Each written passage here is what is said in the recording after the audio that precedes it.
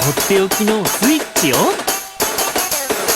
現在時刻午前4時。嘘みたいの飽き飽きだよ。そんな形なんてもはや素晴らしいショーになる予感がする。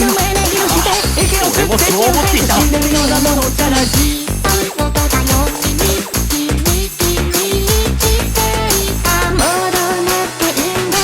恐れなんかは全くないって。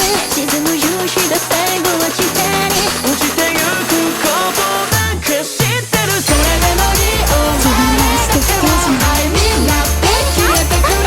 静かに狂ったその姿に飲み込まれてしまう前に。ゼロでも果てでもない無数の目。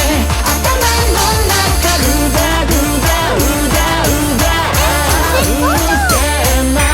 孤独抱え期待なんてされなかった少年。裏切られて傷を負った未成熟の少女もああそうか僕のことだったんだ。ショーの時間だぞ。僕で君も僕一人には戻れないんだよ。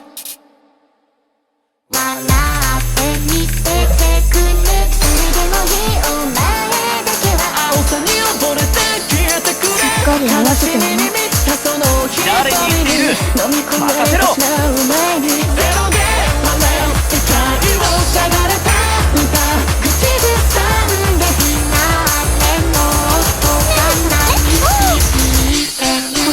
最後の日々を繰り送りた己の生きた証を歌ってこうして祈ってくれるよ。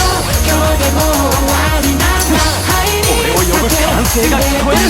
口が出てしまうまでに笑顔を浮かべてお辞儀をしましょう。君が好きな歌流れ始めた。この勢いは大事にしなくては。